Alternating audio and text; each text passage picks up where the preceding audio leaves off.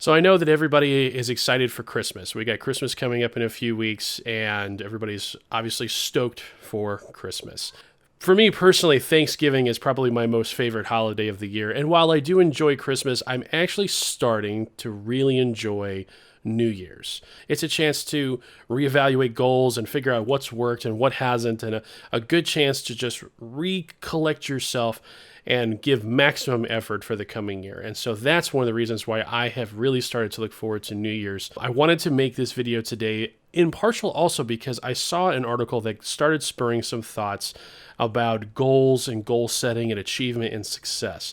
And I wanted to share this article with you, and I wanted to talk about some points on it and then kind of discuss a little bit of the bigger picture. So the article in question is a Facebook post that was actually posted by Arnold Schwarzenegger and entitled, "I am not a self-made man." And Arnold is taking an approach that the stereotypical definition of being self-made is the concept that you did everything yourself. So if you're a self-made businessman or a self-made athlete, that being a self-made man or a self-made person is basically the belief that you did everything yourself. And Schwarzenegger's perspective is that he's not a self-made man. In fact, he quoted, this is a direct quote from him, in that he stood on the shoulders of giants to get to the level of achievement and success that he has today. It is true that all of us that have any measure of achievement or success, or really anything at all, are all the beneficiaries of the assistance and help and advice and encouragement of other people. We have parents that have given us instruction or, raised us as kids. We have friends that provide encouragement and potentially advice. We have professionals in our lives who provide mentorships or perhaps a leg up or even the opportunity to work a particular job. All of these things couldn't have been accomplished if you did them by yourself. You needed help from someone else in some form or another. Sometimes the help was solicited, sometimes it's unsolicited. I believe that there is a self-made person, a self-made man, but the difference is not so much the fact of doing everything yourself. I think that self-made, and this is kind of a wide definition, but I think that being self-made just recognizes the fact that while you may stand on the shoulders of giants, you had to put yourself there in the first place. You had to have the energy to get up in the morning every day and work towards your goals. You had to have the energy to set goals. And so the notion of being self-made really comes down to having the desire to make a change in your life, making the choice, and then having the perseverance, the energy, and the drive to see that choice through all the way to the end. That's, in my opinion, what makes someone self-made. So the purpose of my video today is to try and help those of you out there who may be in this position where, you sit around, you think about achieving some type of a goal for yourself. Now, and that goal could be anything. That could be a fitness goal of some kind. That could be a financial goal of some kind. It could be any type of personal or professional goal. Achievement doesn't have to be something monumentous. I mean, for some people out there, simply getting out of bed every day is a giant achievement. And so it all comes down to sort of a subjective perspective that you have in your own life. But the point is that if you have a desire to achieve something in your life and there's something holding you back, I wanted to take this opportunity to perhaps help you cross over that first line by informing you of the rules of the game. Very simply, I feel like, life has its own set of rules, and so do other aspects of life. I feel like when you understand what those rules are, you can play the game better. And so I want to talk about the aspects, the building blocks that are necessary to start making changes in your own life. And the first, and I don't want to get bogged down on details. I don't want you to be focusing on, well, where am I going to get the money? Where am I going to get the energy? Don't worry about the logistics, because that's also what can stunt any type of movement towards change. Is you get overwhelmed with this sense of anxiety about how am I going to do these things. Number one is making the choice, making the conscious choice that there is something that you want to do. And that could be anything. It could be, I want to lose weight. I don't want to live paycheck to paycheck anymore, or I want a better job, or, I want more security in my life, anything. I mean, it's completely up to you. But you need to make the conscious choice, and you need to do it with, I will do this. I will do that. Or I will stop doing that. And the reason why it's so important to have that certainty is because you need to make the conscious choice that you're going to do whatever it takes to achieve what it is that you want to achieve. Now, you want to be realistic about your goals, I think, at first, because I do believe in setting yourself up for success. But by and large, you need to make the choice. The choice is, and I really want to emphasize this, the choice is the hardest part. It may not seem like it. In retrospect, after all the work is done and things like that, it may not seem like the choice was the hardest part, but I promise you it is, because that, to me, is 80% of the work. The last 20% takes the longest to achieve, but the first 80%, I think, is really making the choice. It's showing up. Number 2 is having the persistence, desire, and perseverance to see that achievement through. And this kind of coincides, but you have to have the desire to see that goal through all the way to the very end. And that's why I say it's important that you say you will do something. Finally, and this is probably the hardest for some of you to swallow out there.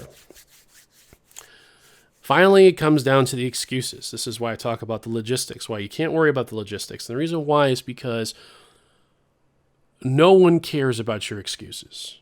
No one cares that you think that you're not good enough, that you're too fat, that you're too ugly, that you're too old, that you're too stupid.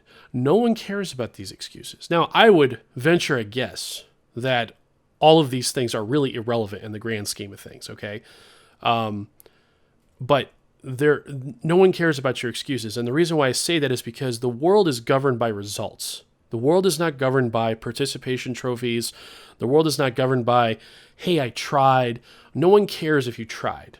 Excuses protect you from failure.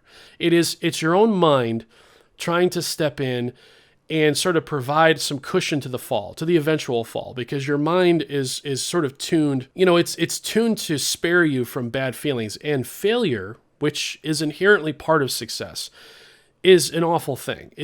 No one feels good to fail. There's no pleasure in failure. But I want you to understand that failure is inherently part of success. And the idea is, if you can, to fail as little as possible. But ultimately, you have to come to grips with the fact that failure is a very real part of the situation that you're going to be entering into. If you're going into fitness, I can tell you from my own personal experience, I fail almost every day. I don't do the things I'm supposed to do. I don't eat the way I'm supposed to do. But the goal is to fail less and less over time until eventually you achieve some measure of success. And success, again, is very subjective. Success can mean a variety of different things for different people. It's really up to you to define what success is for you. But the point is that failure is inherently part of getting to that point in time. It's an opportunity to learn something. It won't always feel like it at the time, but think about all the things that you've done in your own life and all the mistakes that you've made. I mean, you could potentially say that those were failures along the path of life, and you did learn something, hopefully. Failure is inherently a good thing, provided that it doesn't destroy you. The only thing when it comes to achievement that's an ultimate state of defeat is quitting. Quitting is the ultimate state of failure because you learn nothing from quitting, and quitting accomplishes nothing that you're trying to accomplish.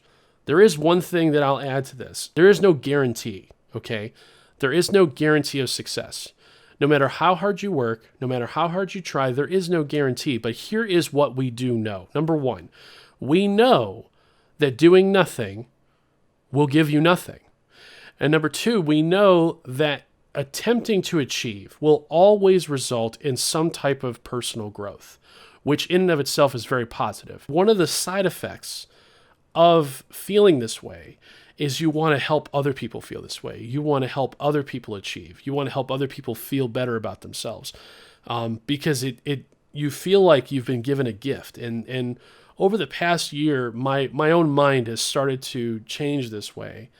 And I've been looking for ways to reach out to people to help them overcome some of the barriers that I had to overcome and perhaps make it a little bit easier in some respects. So you're going to see some more videos like this come from me, because this is the only way I know really how to give back in some respects.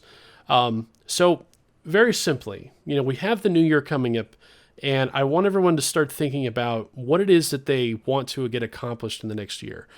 It doesn't even have to be very big. Sometimes setting yourself up for success is inherently important, because you need to help build that confidence. If you're a person who doesn't have a lot of confidence in yourself or confidence in your ability to achieve things, start with smaller goals. Prove to yourself that you can do the things that you say you're going to do, and then go from there. Because at some point you're going to notice your goals are going to become more and more ambitious, because you're going to want to achieve more and more. So do yourself a favor, sit down and write out. I'm not talking about, think about it. I'm talking about write it out. Write out 5 things that you want to get accomplished for 2017. Put them in the comment section below and let me know what they are.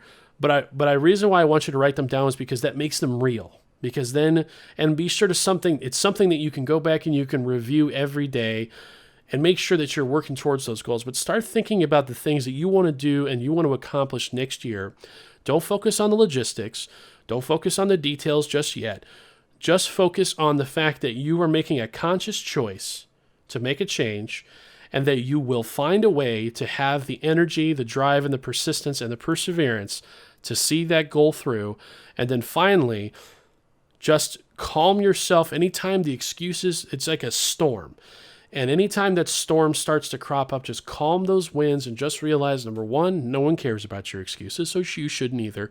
And number two, it's just simply your mind trying to spare you from failure. And failure is inherently part of the journey, but in the end, it is a learning experience, and it's a good thing. Everybody that you can look at anybody, you can look at any musician, you can look at any movie star, you can look at any political candidate, you can look at any successful business person. You can literally pluck any icon that you may have out of this world and sit them down and ask them, did they experience failure along the way? And I would guarantee you that every single one of them have had some measure of failure that they remember that was part of their career, but they all did the same thing, which is that they overcame it and they still saw things through to the end. So I don't want you to be afraid of that, because inherently being afraid of failure is a difficult thing. It's a difficult thing for me. I've been in the process of trying to move my own career along, and I've been stuck in this place of fear that I was going to make a mistake, or that I was going to get fired, or things like that. And I just basically got to the point where I've just decided that I'm going to go full steam ahead, regardless of how big the challenge is. It's really scary, but I've gotten tired of being afraid. And after you've been fearful for so long, you just don't feel it anymore, and you just kind of cast it away and move forward. So no matter what, you just can't be afraid of those moments. You just have to accept those moments and learn what you can from them and move on. And those are the things I just want you guys to think about going into the new year. So again, 5 goals that you guys want to achieve for 2017 in the comments section below. We'll discuss them. We'll talk about them as a group.